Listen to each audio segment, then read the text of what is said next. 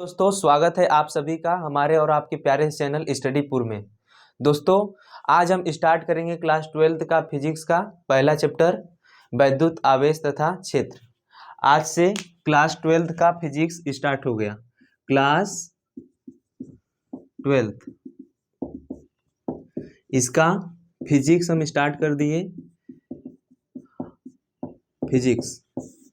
Physics start हो गया। अब आपको जितना भी शेयर करना हो, जितना ज़्यादा बढ़ाएं, उसको ज़्यादा से ज़्यादा और प्रोग्रेस कराएं कि जिससे जो भी लड़का अभी फिजिक्स नहीं पढ़ पा रहा है या फिर जो भी पीछे है उसका बढ़िया से कवर हो जाए।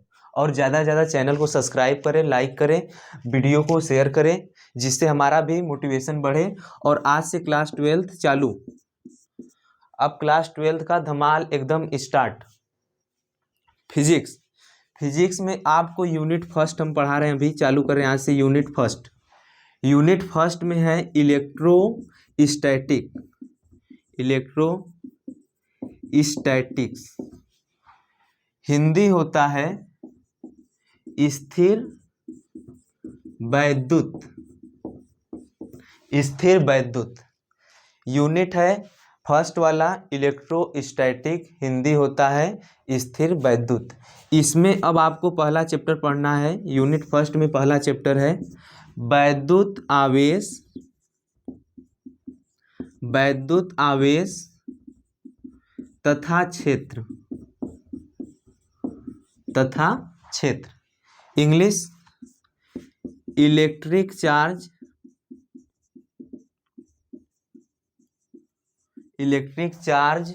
एंड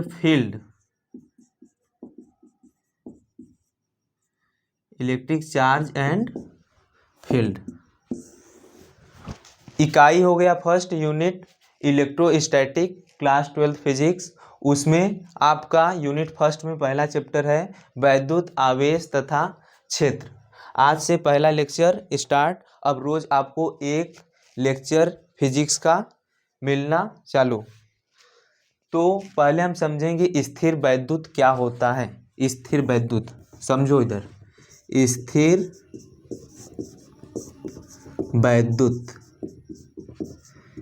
वैद्युत इंग्लिश इलेक्ट्रोस्टैटिक्स। स्थिर का मतलब जानते हो तुम? स्थिर का मतलब क्या होता है आप पहले से जानते हैं। स्थिर का मतलब रुका हुआ, जो चले ना या फिर जो अपनी गति में कोई परिवर्तन ना करे या फिर वो गति ना करे। कोई भी वस्तु हो स्थिर कब रहेगा? ये वस्तु स्थिर कब है? जब ये रेस्ट पोजीशन में है। अगर हम इसको इस तरह से चलाएंगे तो ये गति करने लगी। स्थिर कहाँ है? अगर कोई गाड़ी कब स्थिर रहती है? जब खड़ा हो। इसी तरह स्थिर वैद्युत, इसमें क्या करेगा? वैद्युत चलेगा नहीं, स्थिर रहेगा। और वैद्युत स्थिर कब रहेगा? वैद्युत उत्पन्न कैसे होता है, कहाँ से होता है? वैद्युत आवेश के कारण उत्पन्न होता है। वैद्युत धारा का प्रवाह कैसे होता है? आवेश के कारण होता है। लेकिन इसमें क्या है? स्थिर वैद्युत मतलब कि आवेश रुका हुआ रहेगा। आवेश क्या रहेगा? रुका हुआ रहेगा। आवेश का आगे डिफिनेशन अभी हम बताएंगे, आवेश क्या होता है, उसके प्रॉपर्टीज बताएंगे, सब बताएंगे। पहले हम समझेंगे स्थिर वैद्युत। और वैद्युत उत्पन्न कैसे होता है? आवेश से उत्पन्न होता है। वैद्युत आवेश से उत्पन्न होता है। और आवेश क्या रहेगा? इस समय स्थिर रहेगा। ये जो यूनिट हम पढ़ेंगे फर्स्ट यूनिट, इसमें क्या है? स्थिर वैद्युत मतलब कि आवेश को चलाएंगे नहीं। ये मान लीजिए आवेश हो गया, क्यों? ये आवेश स्थिर रहेगा, आवेश गति नहीं करेगा। तो अगर हमसे कोई स्थिर वैद्युत का डिफिनेशन पूछे तो हम क्या बताएंगे अपनी भाषा में? स्थिर वैद्युत वह होता है जिसमें आवेश रुका रहता है। ये लिखेंगे। ये अगर लिखेंगे तो आपको कोई पूछेगा, वो पूछेगा तो क्या कहेगा कि जो टीचर पढ़ाए वो भी बेवकूफ़ और तुम भी बेवकूफ़, मतलब कि हम भी पागल तुम भी पागल। ये काम नहीं चलेगा। इसमें लिखेंगे क्या? अब फिजिक्स में थोड़ा जनरेट करेगा ना उसको। इस तरह तो बताएगा नहीं कि आवेश वह होता है जो रुका होता है, स्थिर वैद्युत कहते हैं, वो नहीं। भौतिक विज्ञान की वह शाखा, एक नोट्स ले लीजिए, कॉपी ले लीजिए, पेन लीजिए, उस पर लिखिए। अब बोल रहे हैं भौतिक विज्ञान की वह शाखा जिसके अंतर्गत स्थिर आवेश के बारे में अध्ययन किया जाता है या फिर स्थिर आवेश के गुणों को पढ़ा जाता है, स्थिर वैद्युत कहलाता है। ठीक हो गया। ओके, आगे अब समझेंगे आवेशन। आवेशन इंग्लिश होता है चार्जेशन। आवेशन इंग्लिश चार्जेशन। चार्जेशन क्या होता है इसको समझिए। जब दो वस्तुओं को, मान लीजिए एक ए वस्तु हो गई, ये मेरा सर दूसरा वस्तु हो गया, ये मेरा सर का जो बाल है दूसरा वस्तु हो गया, ये पहली वस्तु हो गई। जब दो वस्तुओं को आपस में रगड़ा जाता है, इसको रगड़ दिया ऐसे, जब दो वस्तुओं को आपस में रगड़ा जाता है तो एक वस्तु से इलेक्ट्रॉन दूसरे वस्तु में स्थानांतरित होते हैं। एक वस्तु से इलेक्ट्रॉन निकलकर दूसरे वस्तु में स्थानांतरित होते हैं। वस्तु के इस प्रकार के गुण को आवेशन कहते हैं। क्या लिखेंगे डिफिनेशन? जब एक वस्तु को दूसरी वस्तु से रगड़ा जाता है तो एक वस्तु से या पहली वस्तु से इलेक्ट्रॉन निकलकर दूसरी वस्तु में स्थानांतरित होते हैं। वस्तु के इस प्रकार के गुण को आवेशन कहते हैं। हो गया, आवेशन का डिफिनेशन बोल दिए, लिख लिए उसको आप। ठीक, मिटा दें। ओके,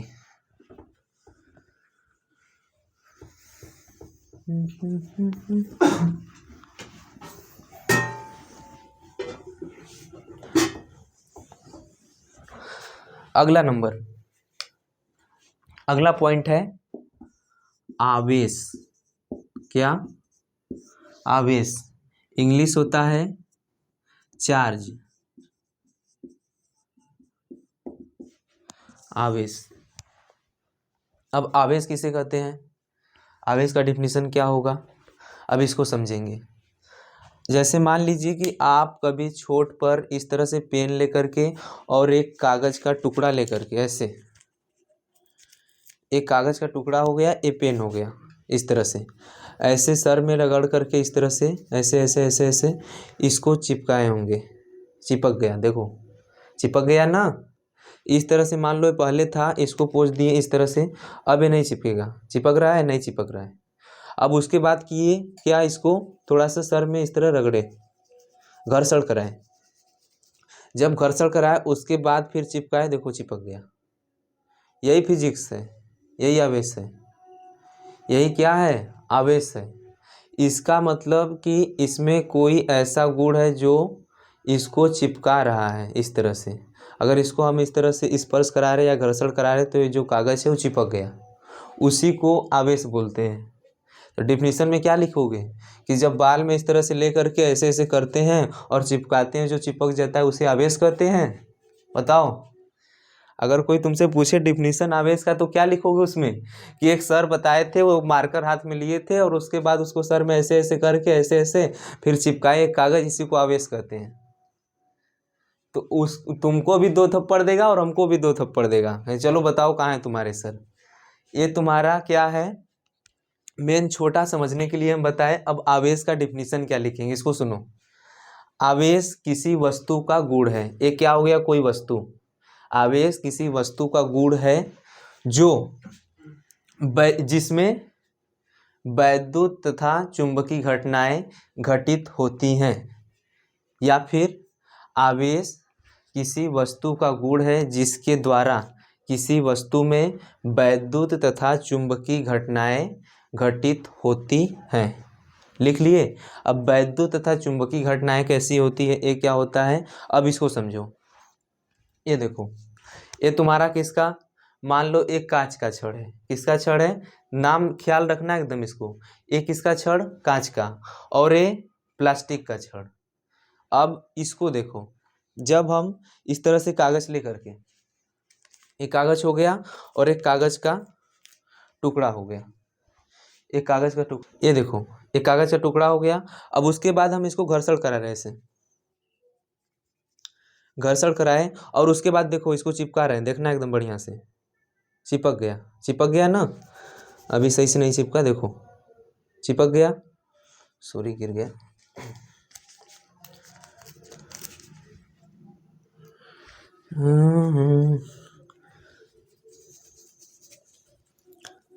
अरे पूरा तेल खत्म हो जाएगा बाल में का एकदम। तुम सबको फिजिक्स पढ़ाने में 3 किलो तेल कपार पर रखना पड़ेगा हमको। देखो इधर, ए या चिपक जा। गुस्सा है क्या हमसे तू? देख अब चिपकेगा तू। देखो हो गया ना, चिपक गया। अब देखना एक कांच वाले से भी चिपक गया। अब उसके बाद कौन सा, प्लास्टिक वाला भी लेते हैं इससे। ये प्लास्टिक वाला है, इसको देखना ये। अरे सर आप जादू कर रहे हैं या फिजिक्स पढ़ा रहे हैं? आधा तो जादू में ले लिए टाइम बस। अरे देखो इसको समझ लोगे तो फिर उसके बाद पूरा फिजिक्स समझ में आ जाएगा। पहला चैप्टर देखो, ये हो गया प्लास्टिक वाला। इससे अरे चिपक गया, चिपक गया ना, हल्का चिपक रहा था फिर छोड़ दिया उसको, मतलब उसमें कम मिला। हाँ देखो गिर गया चिपक के। इसका मतलब कि जब दो वस्तुओं को, अलग अलग वस्तुओं को, एक कांच वाली वस्तु हो गई, एक प्लास्टिक वाली वस्तु हो गई, इसको घर्षण करा करके किसी तीसरे पेपर से चिपकाए, इससे एक बार चिपकाए तो चिपका और इससे चिपकाए तो चिपका। अब उसके बाद इसी प्रकार से एक वस्तु ऐसा लिए और दूसरा कांच वाला लिए। मान लो ये वाला भी, इसका ढक्कन भी कांच का है और ये भी पहले से कांच का है। अब इन दोनों को क्या किए, ऐसे रगड़े, इसको भी और इसको भी ऐसे रगड़े। उसके बाद जब चिपकाए, इस तरह से चिपकाए तो ये एक दूसरे को दूर ढकेल रही थी, सॉरी इस तरह से करने के बाद जब इसको किए तो ये एक दूसरे को रिपल्सन कर रही थी या फिर दूर ढकल रही थी, प्रतिकर्षित कर रही थी। इससे हमें क्या मालूम चला कि जब एक ही प्रकार के छड़ को, ये मान लो किसका छड़ है, कांच का छड़, एक ही प्रकार की वस्तु को, एक ही प्रकार की वस्तु को आवेशित करके, मतलब कि इस तरह से रगड़ के जब चिपकाते हैं, इस तरह से पास लाते हैं तो उसमें प्रतिकर्षण का गुण पाया गया। इससे ये क्या मालूम चला कि ये भी कांच का था और ये भी कांच का, और एक दूसरे को रिपल्सन किया। अब क्या किए कि एक बार कांच को लिए और एक प्लास्टिक को लिए, इसको भी इस तरह से घर्षण कराए और इसको भी इस तरह से घर्षण कराए। अब दोनों को जब चिपकाए तो एक दूसरे को अट्रैक्ट कर रही थी, मतलब कि पास बुला रही थी। ये इससे मोहब्बत, ये इससे मोहब्बत। ये देखो ये भी मोहब्बत किया, ये भी मोहब्बत, चिपक गए, मोहब्बत हो गया ना मोहब्बत। अभी देखना पूरा तुमको मोहब्बत सिखा देंगे। What is physics? Physics is मोहब्बत। फिजिक्स क्या है? मोहब्बत है। सर बताएं, कोई पूछे फिजिक्स का डेफिनेशन बता देना। फिजिक्स मोहब्बत है। उसमें बताए थे, एक दो पेन लिए थे, इसको चिपका रहे थे ऐसे और बोल रहे थे कि फिजिक्स मोहब्बत होता है। अब देखो नया थ्योरी हमको क्या मालूम चला इससे, एक कांच वाला हो गया और एक कौन सा, प्लास्टिक वाला हो गया। ये अलग पदार्थ, ये अलग पदार्थ। जब अलग अलग पदार्थ को क्या किए, आवेशित कराए या फिर घर्षण कराए, और उसके बाद कांच को, कांच क्या छड़, ये मान लो छड़ है, क्या है, कांच का छड़, और ये कौन सा, प्लास्टिक का छड़, प्लास्टिक का छड़। जब इन दोनों को घर्षण करा के चिपकाए तो चिपक गए। इससे हमें मालूम क्या चला कि अगर एक ही प्रकार की वस्तु है और उसको आवेशित करा के चिपकाएंगे तो रिपल्सन होगा या प्रतिकर्षण होगा। जब अलग अलग प्रकार की वस्तु है और उसको रगड़ करके या घर्षण करा करके चिपकाएंगे तो उसमें अट्रैक्शन का गुण पाया जाएगा। आवेश का डिफिनीशन पहले लिखवा चुके। उससे क्या मालूम चला कि एक प्लस आवेश होता है और एक ऋण आवेश। ये क्या हुआ, इसको मान लो जो इस पर प्राप्त हुआ उस पर प्लस चार्ज था, उस पर चार्ज कौन सा था, प्लस वाला, और जो प्लास्टिक वाले पर प्राप्त हुआ वो कौन सा था, माइनस वाला। जब प्लस और माइनस, इसको मानो क्या है, ये लड़का है, ये क्या है, लड़का, और ये कौन सी है, लड़की। ये लड़की हो गई और ये लड़का हो गया। तब इन दोनों में मोहब्बत एकदम बराबर, ये इसको खींचा और ये इसको खींचा। तुम मान लो कि कहीं जा रहे हो, देख लिए किसी को, अब तो दिल लग गया भाई, पूछो मत, एकदम मोहब्बत हो जाएगा। बस वही वाला देखो, ये क्या है, कांच वाले को क्या बोले, कांच वाला लड़का है और ये प्लास्टिक वाली लड़की, अब इन दोनों में मोहब्बत होगा कि रिपल्सन? मोहब्बत होगा या मोहब्बत नहीं होगा, ये बताओ। अरे सर ऐसा बात कर दे रहे हैं, इसमें मोहब्बत क्यों नहीं होगा? अब मोहब्बत होता ही, देखो चिपक गए, ऐसे चिपक गए ना। मतलब कि कांच का छड़ लड़का, मतलब कि अलग अलग पदार्थ की दो वस्तुएं एक दूसरे को आकर्षित करते हैं। अलग अलग पदार्थ मतलब पदार्थ में क्या हुआ, आवेश उत्पन्न हुआ, ये भी आवेश, ये अलग प्रकार का आवेश, ये अलग प्रकार का आवेश। इसको मान लिए कौन सा, माइनस आवेश, इसको मान लिए कौन सा, प्लस आवेश। जब अलग अलग आवेश लिए तो एक दूसरे को आकर्षित किए, उसके बाद एक ही प्रकार के, मतलब जब छड़ को लेकर के, कांच के छड़ को दूसरे कांच के छड़ को इस तरह से अट्रैक्ट कराए थे तो अट्रैक्ट नहीं हो रहा था, कौन सा गुण प्राप्त हुआ इसमें, रिपल्सन वाला। इससे हमें मालूम क्या चला कि आवेश कितने प्रकार का, आवेश होता है सर दो प्रकार का, कौन कौन सा, फर्स्ट नंबर धन आवेश, धन आवेश, और दूसरा नंबर ऋण आवेश, कौन, ऋण आवेश। फर्स्ट वाला हो गया धन आवेश और दूसरा नंबर कौन सा हो गया, ऋण आवेश। अब धन आवेश ऋण आवेश कैसे मालूम करेंगे कि इसको धन आवेश कहेंगे और इसको ऋण आवेश?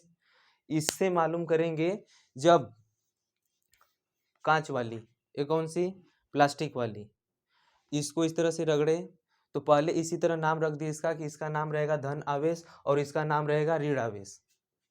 इस तरह से नाम रखे कि जब धन आवेश को धन आवेश के साथ दो कांच का लेकर के इस तरह से कराए थे, इसमें रिपल्सन का गुण प्राप्त हुआ था, इसीलिए इसको क्या रखे, धन आवेश। और इन दोनों को जब चिपकाए थे इस समय क्या प्राप्त हुआ था, ऋण आवेश। जब दोनों को चिपकाने के बाद, अब तीसरा नियम समझो, इन दोनों को चिपका ली, इसको भी आवेशित किए, इसको भी, प्लास्टिक को भी कांच को भी, इन दोनों को आवेशित करके किसी तीसरे कागज से जब चिपका रहे थे इस तरह से, इस तीसरे कागज से चिपकाए थे तो ये अट्रैक्ट नहीं हो रहा था। इन दोनों को चिपकाने के बाद इस तरह से और इस तरह से, देखो इधर एक बार फिर से समझ लो बढ़िया से, ये क्या हो गया, आवेशित, ये क्या हो गया, आवेशित। अब दिनों को, इन दोनों को अट्रैक्ट करा दिए, अट्रैक्ट कराने के बाद इसको अलग रख दिए, इसको अलग रख दिए।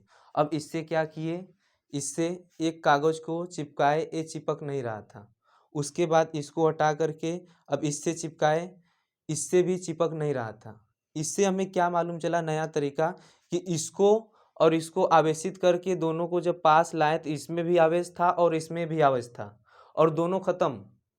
जब दोनों को पास लाए तो दोनों का आवेश क्या हो गया, खत्म हो गया।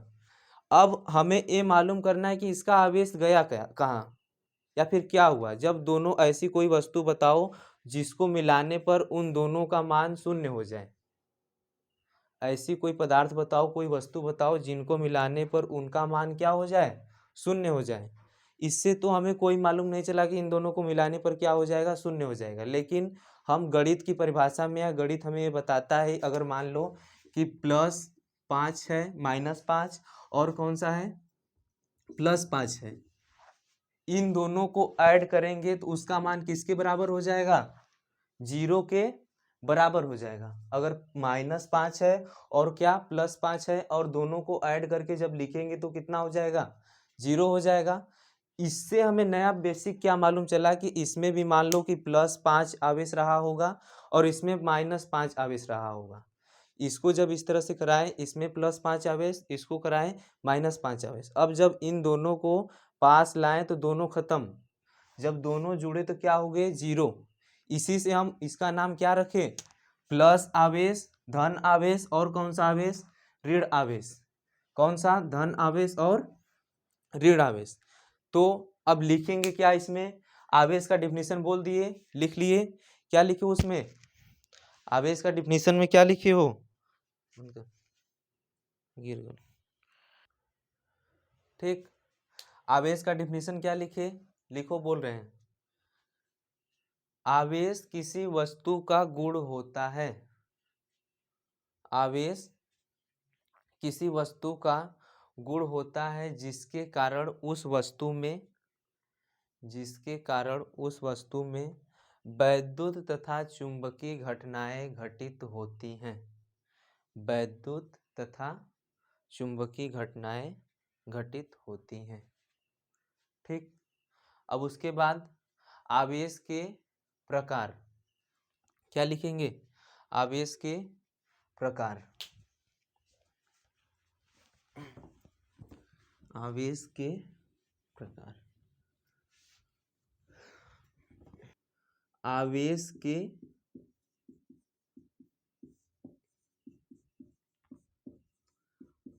प्रकार, टाइप्स ऑफ आवेश, टाइप्स ऑफ चार्ज।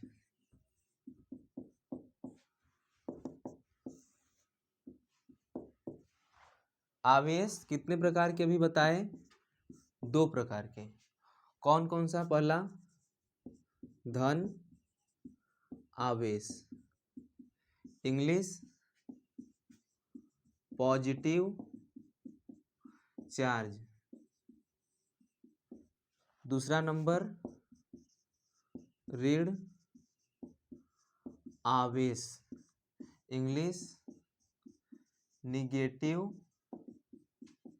चार्ज। आवेश लिख लो कितने प्रकार के होते हैं? 2 प्रकार के। पहला कौन सा? धन आवेश, इंग्लिश पॉजिटिव चार्ज। दूसरा नंबर ऋण आवेश, इंग्लिश निगेटिव चार्ज। हो गया। अब अगला नंबर समझेंगे।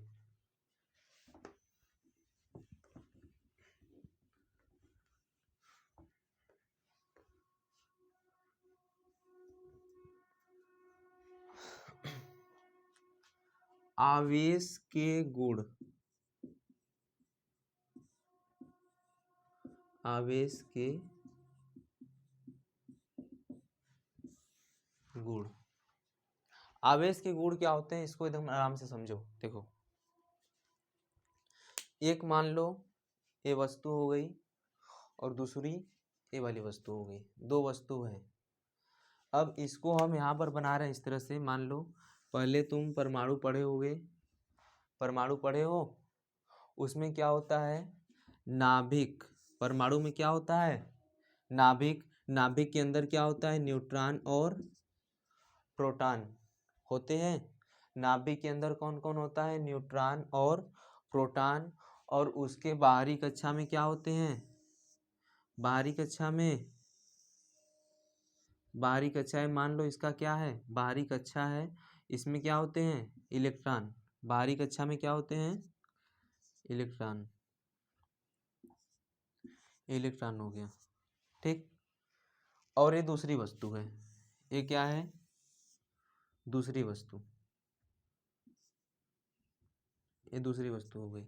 इसमें भी क्या हो गया? नाभिक हो गया। नाभिक में क्या हो गए? न्यूट्रॉन और प्रोटॉन हो गए। और इसके बाहरी कक्षा में क्या हो गए? इलेक्ट्रॉन हो गए। इसमें मान लो क्या हो गए? ये तुम्हारा इलेक्ट्रॉन है, इलेक्ट्रॉन। इलेक्ट्रॉन है कि गोला है सर? अरे इलेक्ट्रॉन है, इसको क्या बोलते हैं? इलेक्ट्रॉन है। अबे मत कहना कि गोला है। ये पहली वस्तु हो गई। ये कौन सी वस्तु? दूसरी वस्तु। ये क्या है? बाहरी कक्षा में इलेक्ट्रॉन। क्या है? इलेक्ट्रॉन। अब 2 वस्तुओं को लेकर क्या कराएं हम? घर्षण कराएं। इन दोनों वस्तुओं को, इसको इसको पकड़ करके इस तरह से रगड़ दिए। अब रगड़े तो मालूम क्या चला कि इसमें से मान लो पहले कितने इलेक्ट्रॉन थे? 6 इलेक्ट्रॉन। कितने इलेक्ट्रॉन? 6 इलेक्ट्रॉन थे। और इसमें कितने थे? 10 इलेक्ट्रॉन। इसमें मान लो 10 इलेक्ट्रॉन और इसमें कितने? 6 इलेक्ट्रॉन। और किसी भी वस्तु में इलेक्ट्रॉन तथा प्रोटॉन की संख्या बराबर होती है। केमिस्ट्री में पढ़े होंगे, किसी भी वस्तु में क्या होती है? इलेक्ट्रॉन तथा प्रोटॉन की संख्या बराबर होती है। मतलब कि जब इसमें 6 इलेक्ट्रॉन होंगे तो 6 क्या होंगे? प्रोटॉन होंगे। 6 क्या हो गए? प्रोटॉन। और इसमें 10 प्रोटॉन। इसमें 10 प्रोटॉन, इसमें 6 प्रोटॉन, 6 इलेक्ट्रॉन, 10 इलेक्ट्रॉन। मान लो कि पहले इस तरह से वस्तु है और उसके बाद क्या कराएं? इन दोनों के बीच घर्षण कराएं। इस तरह से क्या कराएं? घर्षण कराएं। जब घर्षण कराएं तो इसमें से 2 इलेक्ट्रॉन निकल करके मान लो इसमें चला गया। कितना इलेक्ट्रॉन निकल करके? 2 इलेक्ट्रॉन निकल करके इसमें चला गया, इससे। तो इसमें नया इलेक्ट्रॉन कितना हुआ, इसमें नया इलेक्ट्रॉन कितना हुआ बताओ तुरंत, अरे बोलो। इसमें नया इलेक्ट्रॉन कितना हो गया 12, 12 इलेक्ट्रॉन हो गए। और इसमें कितना हो गया 4 इलेक्ट्रॉन। कितना बचा, जब इसको 2 इलेक्ट्रॉन दे दिया तो इसके पास कितना इलेक्ट्रॉन 4 इलेक्ट्रॉन, और इसके पास कितना इलेक्ट्रॉन 12 इलेक्ट्रॉन। ठीक, लेकिन अब प्रोटॉन कितना है, पहले भी 6 था, और कितना इसमें पहले बाद में भी क्या है 10 है, इसमें भी 6 है। अब इससे मालूम क्या चला हमको, इसमें से जब 2 इलेक्ट्रॉन निकला, मान लो तुम्हारा पूरा शरीर है, ये शरीर है। अब इसमें से मान लो ए एक इलेक्ट्रॉन है, ए दूसरा इलेक्ट्रॉन है, पैर तीसरा इलेक्ट्रॉन है, चौथा पैर दूसरा पैर चौथा इलेक्ट्रॉन है। उसके बाद मान लो कि एक इलेक्ट्रॉन ए कट करके और ए कट करके दोनों तुम किसी दूसरे को दे दिए। पहले तुम्हारा वजन कितना था 50 किलो या फिर 100 कुंटल के थे। ठीक, अब जब इन दोनों को दे दिए तो तुम्हारे पास मान लो कि तुम्हारा वजन कितना हो गया 50 किलो से कम होकर के 40 किलो हो गया। कितना हो गया 40 केजी। अब जिसको दिए उसका वजन पहले मान लो कितना था 50 केजी, पहले वजन कितना था 50 केजी। जब इसको 10 केजी दे दिए तो इसके पास कितना हो गया 60 केजी। समझे, मतलब कि जब एक इलेक्ट्रॉन दूसरे एक वस्तु से निकलकर दूसरे वस्तु में जाते हैं तो उनका द्रव्यमान क्या होता है, बढ़ता है। अब समझो, जब तुम दोनों हाथ काट करके उनको दे दिए, क्या किए, ए वाला भी हाथ कट करके और ए वाला भी हाथ कट करके दोनों उनको दे दिए दूसरे वस्तु को या फिर दूसरे आदमी को, व्यक्ति को दे दिए, तो वो तुम्हारे क्या हो गए, कर्जदार हो गए कि नहीं। वो क्या हो गए, ए वाला क्या हो गया, इसका कर्जदार हो गया। मतलब कि ए हमेशा कहेगा कि हमारे पर आपने एक एहसान किया या फिर एक उपकार किया जिससे कि मैं चल पा रहा हूँ, आप दोनों हाथ काट करके हमको दे दिए। आप घूमे अब इसी तरह बिलल्ला होके। ठीक, अब बिलल्ला घूमे हाथ काट दी तो करेंगे क्या, जाओ, बीवी भी साथ नहीं देगी, मारेगी लात पैर से एकदम, भाग जा बाहर जा, उसी को कमा खिला और उसी को दे। तो इसके पास कितना हो गया 10 इलेक्ट्रॉन, अरे 60 केजी वजन हो गया, लेकिन रियलिटी में कितना इलेक्ट्रॉन 2 इलेक्ट्रॉन मिला। तो 2 इलेक्ट्रॉन पर इन पर क्या हो गया ऋण आवेश, ये क्या हो गए ऋण आवेशित। कैसे हो गए ऋण आवेशित। ठीक, और जब तुमने इनको 2 इलेक्ट्रॉन दिया, तुम्हारे पर कौन सा चार्ज, तुम एकदम प्राउड फील कर रहे हो मस्त से दे करके, दोनों हाथ चल गए, अभी प्राउड फील कर रहे हो। इस पर कौन आवेश, एक ऐसा हो गया धन आवेशित। ठीक, इससे मालूम क्या चला हमें, जब एक वस्तु को दूसरी वस्तु से स्पर्श कराया जाता है या रगड़ा जाता है या घर्षण कराया जाता है तो एक वस्तु से इलेक्ट्रॉन निकलकर दूसरी वस्तु में स्थानांतरित होते हैं। ये आवेश का क्या हो गया पहला गुण। आवेश के गुण में लिखो, अब आवेश के गुण में क्या लिखो, फर्स्ट नंबर, जब दो वस्तुओं को आपस में घर्षण कराया जाता है तो एक वस्तु से इलेक्ट्रॉन निकलकर दूसरी वस्तु में स्थानांतरित होते हैं। हो गया। ठीक, सेकेंड नंबर लिखो, जिस वस्तु से इलेक्ट्रॉन निकलता है, जिस वस्तु से क्या होता है इलेक्ट्रॉन निकलता है, इस वस्तु से मान लो पहली वस्तु है, कौन सी वस्तु, दूसरी वस्तु, इस वस्तु से क्या निकला इलेक्ट्रॉन निकला, उस पर कौन सा चार्ज आया प्लस। तो दूसरे गुण में लिखो, जिस वस्तु से इलेक्ट्रॉन निकलता है उस वस्तु पर प्लस चार्ज तथा जिस वस्तु पर इलेक्ट्रॉन जाता है उस पर ऋण चार्ज आ जाता है। ठीक, लिख लिए। सेकेंड वाला भी, जिस वस्तु से इलेक्ट्रॉन निकलता है उस पर धन आवेश तथा जिस वस्तु में इलेक्ट्रॉन जाता है उस पर ऋण आवेश आ जाता है। तीसरा नंबर लिखो, तीसरा नंबर क्या लिखोगे, जिस वस्तु से इलेक्ट्रॉन स्थानांतरित होता है उस वस्तु का द्रव्यमान कम तथा जिस वस्तु में इलेक्ट्रॉन जाता है उस वस्तु का द्रव्यमान अधिक हो जाता है। फिर से, जिस वस्तु से इलेक्ट्रॉन निकलता है उस वस्तु का द्रव्यमान कम तथा जिस वस्तु में इलेक्ट्रॉन जाता है उस वस्तु का द्रव्यमान अधिक हो जाता है। हो गया? इरेज करें? देखो आगे हम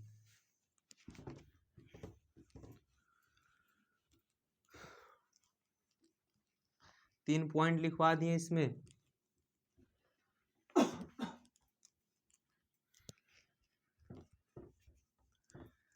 3 पॉइंट आवेश के गुण में।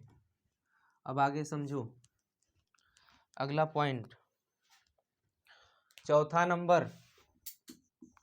3 पॉइंट लिखवा दिए। फर्स्ट में क्या, जिस वस्तु से इलेक्ट्रॉन निकलता है तथा जिस वस्तु में जाता है, हो गया। सेकेंड नंबर में कौन सा, प्लस माइनस वाला। तीसरे में कौन सा, द्रव्यमान वाला। उसके बाद अब देखो, ये हो गया वस्तु, ये हो गया वस्तु। जब इस वस्तु को इस तरह से रगड़ेंगे तभी ना इस पर चार्ज आएगा। जब इस वस्तु को स्पर्श कराएं या जब रगड़े तभी तो चार्ज आया। मतलब कि जब वस्तु नहीं है तब वो चार्ज रहेगा, नहीं रहेगा। अब उसके बाद जब चार्ज को इस तरह से कागज पर ले गए तो चार्ज खत्म। चार्ज क्या हुआ, खत्म हो गया। तो इससे अगला क्या लिखेंगे, 5वां नंबर। इसमें हम 2 प्रकार का गुण देखे हैं। फर्स्ट नंबर कौन सा, जब 2 वस्तु थी इस तरह से एक दूसरे को क्या की, आकर्षित की, इस तरह से आकर्षित की। और सेकेंड नंबर में क्या देखे, जब 2 वस्तु थी एक दूसरे को क्या की, प्रतिकर्षित की। तो आकर्षण बल तो लगभग हमेशा होता है, किसी भी 2 वस्तु में आकर्षण का गुण पाया जाता है। न्यूटन के गुरुत्वाकर्षण संबंधी सिद्धांत के नियम से कि प्रत्येक ब्रह्मांड में 2 वस्तुओं के बीच गुरुत्वाकर्षण बल लगता है ना। तो इससे हम क्या करेंगे, इसमें जो भी गुण है, एक आकर्षण का भी गुण होता है। इसमें क्या है, आकर्षण बल, आकर्षण बल। और इसमें कौन सा है, प्रतिकर्षण बल। कौन सा बल, प्रतिकर्षण बल। तो जो इसका लिखेंगे, जब भी चार्ज का लिखेंगे तो किसके बारे में लिखेंगे, चार्ज का डिफिनीशन प्रतिकर्षण बल के हिसाब से दिया जाता है, न कि आकर्षण बल के हिसाब से। ठीक, चार्ज का डिफिनीशन किसके हिसाब से दिया जाता है, प्रतिकर्षण बल। आकर्षण बल तो मान लो 2 ब्रह्मांड में किसी भी 2 वस्तुओं के बीच बल लगता ही है न्यूटन के नियम से। तो इसमें 5वां नंबर में क्या लिखेंगे, आवेश के गुण में, आवेश का सही परीक्षण प्रतिकर्षण बल से होता है। लिख लो, आवेश का सही परीक्षण प्रतिकर्षण बल से होता है। हो गया। अब उसके बाद अगला नंबर, अगला नंबर पीछे पड़े हो। 6वां नंबर क्या लिखेंगे, 6 नंबर में जानते हो ना ऊर्जा क्या होता है। ऊर्जा संरक्षण के सिद्धांत के अनुसार, ऊर्जा संरक्षण सिद्धांत क्या कहता है कि ऊर्जा न तो उत्पन्न होती है और न ही नष्ट होती है, बल्कि एक रूप से दूसरे रूप में स्थानांतरित होती है। ऊर्जा संरक्षण का सिद्धांत क्या है, ऊर्जा न तो नष्ट होती है और न ही उत्पन्न होती है, बल्कि एक रूप से दूसरे रूप में स्थानांतरित होती है। इसी तरह आवेश भी क्या है, आवेश समस्त ब्रह्मांड में नियत होता है। उसका मान न तो कभी बढ़ता है और न ही घटता है। 6वां नंबर में क्या लिखेंगे, आवेश को न तो उत्पन्न किया जा सकता है न ही नष्ट किया जा सकता है। ठीक, आवेश को न तो उत्पन्न किया जा सकता है और न ही नष्ट किया जा सकता है, बल्कि एक रूप से दूसरे रूप में स्थानांतरित किया जाता है। इसे ही आवेश ऊर्जा संरक्षण का सिद्धांत कहते हैं। हो गया, लिख लिए। अगला नंबर लिख लो, समस्त ब्रह्मांड में या फिर पूरे विश्व में, समस्त ब्रह्मांड में ऊर्जा का मान सदैव स्थिर होता है। ऊर्जा का मान सदैव स्थिर होता है या नियत होता है। ठीक, इरेज करें। अब समझो आगे, बस लास्ट पॉइंट है, इसको समझा के पूरा आवेश खत्म करके फिर क्लास क्या हो जाएगा, इंड हो जाएगा। देखो आवेश के गुण लिख लिए, आवेश के गुण खत्म। अब अगला नंबर, आवेश को क्यू, स्मॉल क्यू या फिर कहीं कहीं तुमको कैपिटल क्यू भी मिल जाएगा, दोनों स्मॉल क्यू और कैपिटल क्यू दोनों से प्रदर्शित करते हैं। आवेश को स्मॉल क्यू या कैपिटल क्यू से प्रदर्शित करते हैं। सेकेंड नंबर, आवेश एक अदिश राशि है, अदिश राशि है। हो गया। थर्ड नंबर, प्लस आवेश को कैसे लिखेंगे, प्लस क्यू लगा करके, धन आवेश का चिन्ह देखो, धन आवेश, इसको कैसे रिप्रेजेंट करते हैं, प्लस क्यू, ये हो गया। उसके बाद ऋण आवेश को, ऋण आवेश, इसको माइनस क्यू, धन आवेश को प्लस क्यू, ऋण आवेश को माइनस क्यू। उसके बाद अगला नंबर, आवेश Q बराबर एक फार्मूला पढ़े होगे पीछे, क्या होता है, Q बराबर IT, पढ़े हो, Q बराबर क्या, IT क्लास 10th में पढ़े होगे वैद्युत वाले चैप्टर में। Q बराबर क्या होता है, IT। Q क्या है, आवेश, I क्या है, धारा, वैद्युत धारा, ठीक, और T क्या है, समय। Q आवेश हो गया, T I क्या हो गया, धारा हो गया, T क्या हो गया, समय हो गया। अब इससे एक डिफिनीशन क्या बनेगा, Q बराबर IT से, Q बराबर IT से एक डिफिनीशन क्या बनाएंगे, धारा, वैद्युत धारा तथा T के गुणनफल को, T क्या है, समय हो गया, ये क्या है, समय, और ये क्या है, धारा, वैद्युत धारा, वैद्युत धारा। एक डिफिनीशन इससे भी लिख लो, Q बराबर IT लिख करके उसमें क्या लिखना, वैद्युत धारा तथा समय के गुणनफल को वैद्युत आवेश कहते हैं। लिख लिए, वैद्युत धारा तथा समय के गुणनफल को वैद्युत आवेश कहते हैं। अब उसके बाद आवेश का मात्रक, अगला नंबर क्या, आवेश का